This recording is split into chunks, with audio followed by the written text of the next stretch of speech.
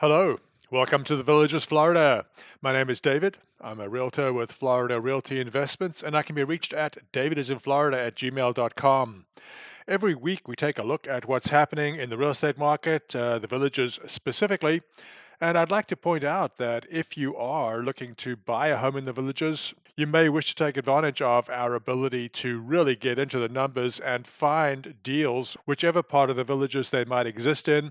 Similarly, if you are interested in selling your home, you may wish to know what the top price is that your home might realize in a reasonable period of time. This kind of data analysis can help you, and you'll see tonight that we've introduced a lot of new information. Hopefully, you'll find it informative. We've finally broken down the different regions of the Villages, the north, the middle, and the south. I think you'll find that the results may surprise you in terms of which of the areas are most active and most expensive. So, with that out of the way, let's take a look at what's happening this week. Two points that I forgot to mention. First, all of this information is drawn from the multiple listing service. It does not include any information from the village's own internal listing service, the VLS. For that reason, if you're interested in buying a home in the villages, you really should ensure that you see all properties both on the VLS and on the MLS. Without an agent to show you either of those, you will be missing out on about half of the properties available for sale. The other thing I would mention is to check the date on this show. We produce this every Monday. Make sure you're getting the most recent information. So, finally, let's begin. Because the value of real estate is so closely tied to interest rates, we always start by taking a look at the 10-year Treasury bond yield. This is the yield that most closely tracks the 30-year mortgage rate. And you can see looking at this graph that even though rates have been rising steadily, essentially for the last 2 years, they have fallen recently over the last week or so from close to 5% to almost 4.5%. That's a 0.5% drop. It looks like they are trying to climb back up again. One of the reasons might be that the US Treasury is projected to borrow $1.5 trillion each quarter for the next 2 quarters. I don't know how rates can fall much with that issuance calendar, but we'll see. With that out of the way, let's take a look at what's happening here in the villages. I'm going to start by showing you this chart that we've been looking at for the last 2 years now, and then we're going to start taking a look at some of the newer, more interesting charts that we've developed. This is a chart showing us the total number of listings going back to when the show began, which was in April of 2021. You can see that currently there are 310 listings. Last week there were 315. The same week a year ago there were 250. This week, homes for sale in the villages range from 155,000 to just under $2.6 million. And it bears repeating that both of those houses, indeed all houses in the villages, enjoy all village amenities. This is another way of looking at the village listings. This is a map. On this map, you can see every property currently for sale in the villages. Size of the dot signifies the size of the property, and the color of the dot signifies its price per square foot. The larger the dot, the bigger the house. The darker the dot, the cheaper per square foot. I'm showing you this chart just to give you some perspective on how we're going to break down the geographic regions. The northern region is going to be bounded on the north by Highway 42 and on the south by Highway 466. The middle region will be bounded on the north by Highway 466 and on the south by Highway 466A. And the southern area will be bounded on the north by 466A. Here's the first of our new graphs. Here we're looking at listings, and let me explain what you're seeing. All regions is all regions of the villages. The north is the area I described, similarly with the middle and the south. And what you see here is the total number of listings for all regions, or the number of listings for the individual regions. The median size of the properties for sale, both in each region and for all regions, and the median price per square foot, both for all regions and for each of the three individual regions. I know a lot of my subscribers have been asking for this. I'm happy to provide this. I think it will help to illustrate the difference in price between the different regions of the villages, in addition to activity levels. Here's another new slide. This illustrates the listing prices. Once again, you have all regions and the North, Middle, and South regions. And on the graphs to the right, you can see broken down by price segment how many listings exist in each of those three submarket segments. Here's our new chart describing how long properties are on the market. Once again, you're looking at all regions and the North, Middle, and South broken down separately.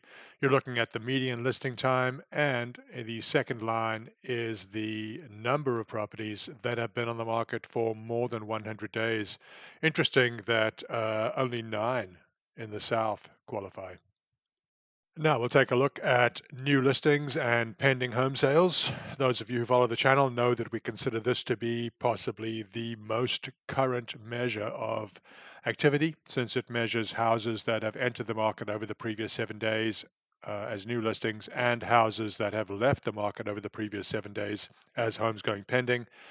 The numbers you see on the graph are actual numbers, whereas the graph itself represents a smooth 4-week average. This is the graph that caused such consternation when we first came across it 3 or 4 weeks ago. This shows us the difference between new listings and homes going pending. The graph is a smooth 4-week moving average, but you can see that ever since we sounded the alarm a couple of weeks ago, things have improved dramatically. Here's another one of our new charts. This is looking at new listings, and you can see how many there are in each of the three regions and how many there are in total. These are broken down by price. It certainly is interesting seeing the number of properties available in each geographical region by price segment. Now we can turn our attention to the homes that went pending. We've changed our graph. We're now looking at pending over the last 2 months, i.e. 60 days. And looking at this, you can see that once again, we've broken it down by region. You can see the entire villages at the top under all regions. 124 properties went pending over the last 60 days. Median size of those properties was 1,516 feet, and the median price per square foot was 251.72. In the north, 65 went pending, with a median size of 1404 and a median price of 234.96. Compared to the south, where only 22 went pending. Median size, though, was 1,675 square feet, and the median price per square foot, 267.14. Here we take a look at what percentage of homes went pending within 7 days of being listed. Over the last 7 days, 9 of the 34 homes that went pending within 7 days, which is more than a quarter, up significantly from the 15% of last week. Here's a quick look at the price change on these pending home sales.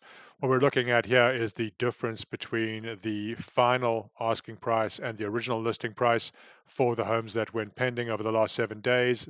The graph is a 4-week average. The data points are real numbers. Last week, 3.86%, the median price change for the homes that went pending. Big improvement from the 4.6% reduction of the previous week, and vastly improved also from the 4.55% price change that was in effect for homes that went pending a year ago.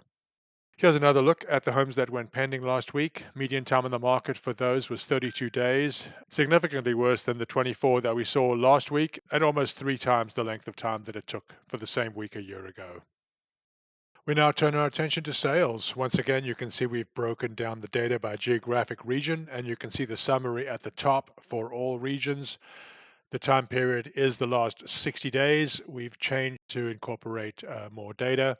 Total sales over the last 60 days numbered 260. This is obviously just for the villages. In the north, the numbered 130, the middle section 79, and the south 50. You can see the median size of the properties that sold over the last 60 days, and you can see the median price per square foot. And one more of our new graphs. This is showing you the sales price distribution by region. So in the top left, you can see all regions and you can see the groupings of price. You can see how many transactions in each price segment, and it's organized in order of activity. So, for example, in the north, the $300,000 to $400,000 range is the most active, whereas in the south, the $400,000 to $500,000 range is the most active. On the right, you can see the number of sales in each region. Please ignore number of listings. That was an error. Here's another look at the homes that sold. Here we're looking at how they are being financed. You can see monthly data up until the beginning of October and thereafter weekly. The brown line is the total number of sales, the blue line, the number of cash buyers, and so on. And here we can see a graph calculated from the previous graph. This shows us what percentage of buyers are paying cash. It had been rising relentlessly since September. This is the first drop that we've seen in a while.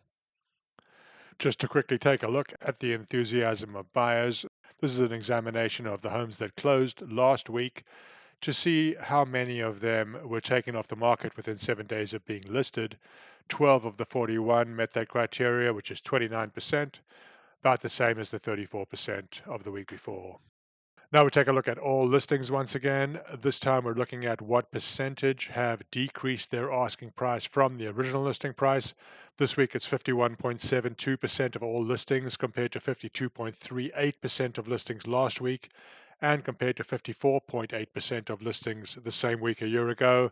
Once again, the data is weekly, whereas the graph is a smooth 4-week average. More improvement. This shows us what percent buyers have reduced their asking price from the original listing price. And you can see that even though this week it did dip slightly from 3.64% reduction last week to a 4.04% reduction this week, that's still a lot improved from the 5.08% reduction that was in effect a year ago. And once again, this graph is reflecting a smoothed 4-week average. So that concludes this week's look at the Village's real estate market. If you're interested in buying a home and would like to ensure that you pay no more than you need to get the home you're looking for, or you're looking to sell your home and are trying to maximize your return in a reasonable period of time, please reach out to me at DavidisinFlorida@gmail.com. I'll be happy to answer any questions you have. Hope to hear from you. Take care.